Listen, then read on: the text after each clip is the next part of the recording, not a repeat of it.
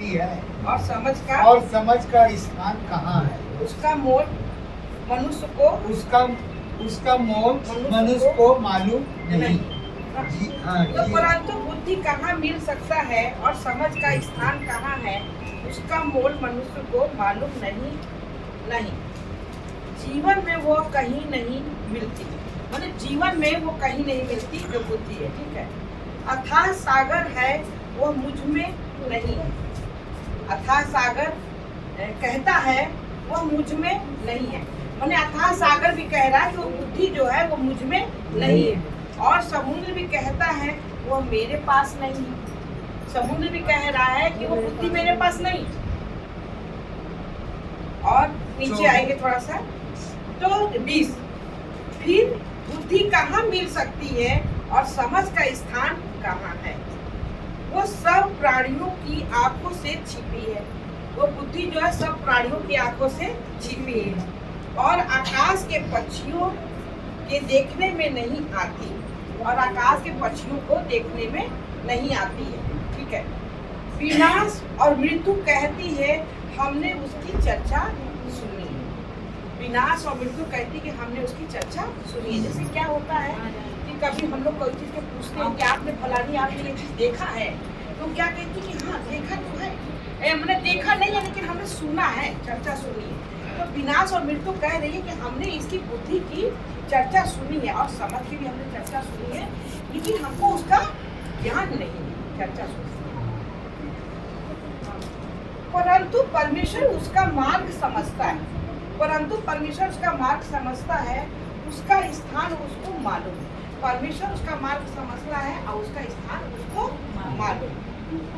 वह तो पृथ्वी की छोर तक ताकता रहता है और सारे आकाश मंडल के तले देखता भालता है।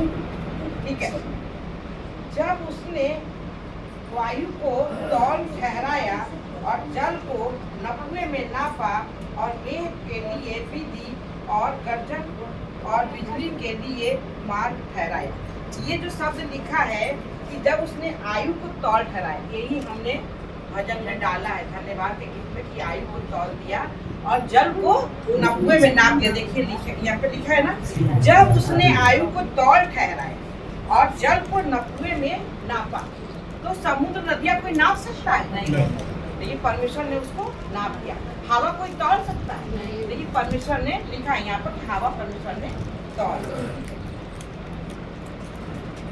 और हाँ, तब उसने बुद्धि को देखकर उसका बखान भी किया और उसको सिद्ध करके उसका पूरा भेद जान लिया।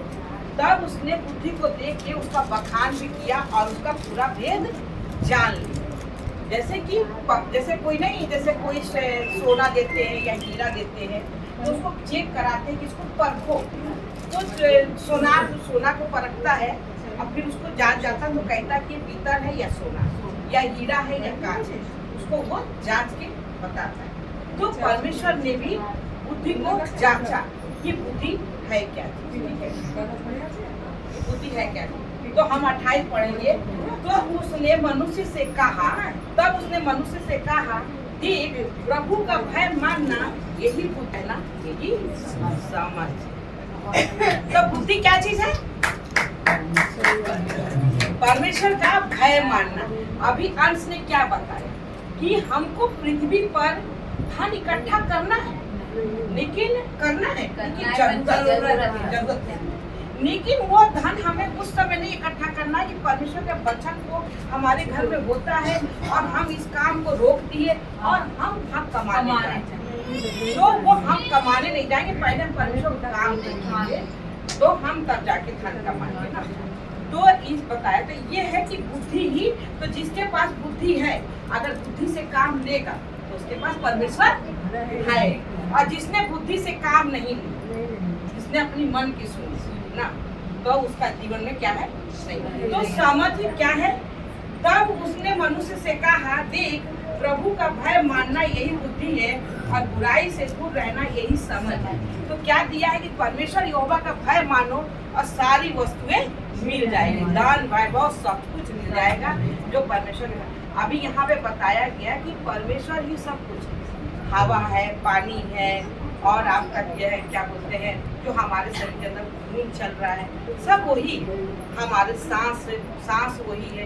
क्योंकि क्या बताया जाएगा, क्या वो यहाँ परमेश्वर समाएगा? नहीं समाएगा। लेकिन वो परमेश्वर जो है वो मंदिर बनाया मनुष्य का और उसी में समा गया।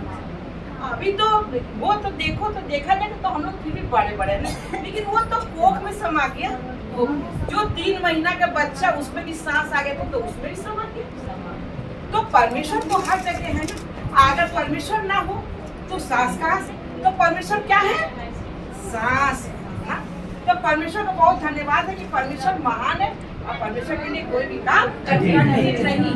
तो परमेश्वर ये हमारा सब कुछ है। आज उसने सब कुछ, सांस और सब कुछ उसने दिया, और अपने बच्चों के लिए सारी सुविधा उसने बनाई। समुद्र बनाया, नदियाँ बनाया, सब कुछ बनाया। और कौन कौन सी नदियाँ नहीं बना दिया कि तुमको जहाँ मन करे वहाँ नहाओ, जहाँ मन करे वहाँ नहा लो, जैसा लगे काला पानी पियो, सफेद पानी पियो। शंकर भैया परमेश्वर ने तो बनाया इतने 3 रिकेम के पानी, एक नदी पिता ने बनाया ना वो चीज। तो परमेश्वर हमारा क्या है? फिल्टर का पानी है। फिल्टर का पानी है। तो हम लोग जब फिल्टर पीते हैं, पानी पीते हैं, तो क्या करते हैं? हम लोग कहते हैं कि हमारा ये बच्चा भी वो नॉर्मल पानी ना तो फिल्टर का पानी। आज मेरी तुलसी को क्या है, मान के लिए फिल्टर का पानी भर के पकाती है। और अगर वो नॉर्मल पानी से पका देगी तो वो बोतल पे क्या है, सफेद चढ़ जाएगा। तो वो फिल्टर का पानी लेके तब वो बोतल पकाती है। तो आज हम लोग परमेश्वर क्या है? फिल्टर है। तो आज हम लोग जब परमेश्वर को जानते हैं तो क्या कहते हैं कि तुम भी परमेश्वर, जब कोई भी परेशानी आती, किसी का बीमारी आती, तो क्या कहते हैं? अब कोई हमारे पास समस्या कहता है तो हम लोग क्या कहते हैं? परमेश्वर सब सही हो जाए। लेकिन सामने वाला क्या कहता है? तुम हमारा धर्म चेंज करो। हाँ सही बात। भाई हम तुम्हारा धर्म क्यों चेंज करें? हमको धर्म ही चेंज करना हो तो हमारा धर्म कोई खराब नहीं है। लेकिन आज हम सब जगह छूट के सच्चाई में आके और हम स्वतंत्र हैं। आज यहाँ पर जो है, क्या कोई चीज मूर्ति यहाँ पर रखी? क्या यीशु की मूर्ति रखी है? कोई नहीं रखी। तो क्या है, हम लोग क्या है? सच्चाई से परमेश्वर को हम जानते हैं और परमेश्वर को सिर्फ पूछते हैं कि जिसने सारी दुनिया को रच दिया। तो पिता को बहुत धन्यवाद करते हैं। तो आज हम लोग ने क्या सीखा? आज किसने सीखा कि बुद्धि ही परमेश्वर है। सबने सीखा और समझ ही, तो बुराई से दूर रहना यही समझ है। पिता को बहुत धन्यवाद। सही बात है। इंसान बुराई करता है तो ये नहीं सोचता है कि सामने वाले का क्या है। हाँ, बुराई करते रहता, मगर पिता तो देख रहा है ना। हाँ, बताओ कि बुद्धि हो के भी बुद्धि नहीं। हाँ, तो समझ सकते हैं। तो बुराई से दूर रहो।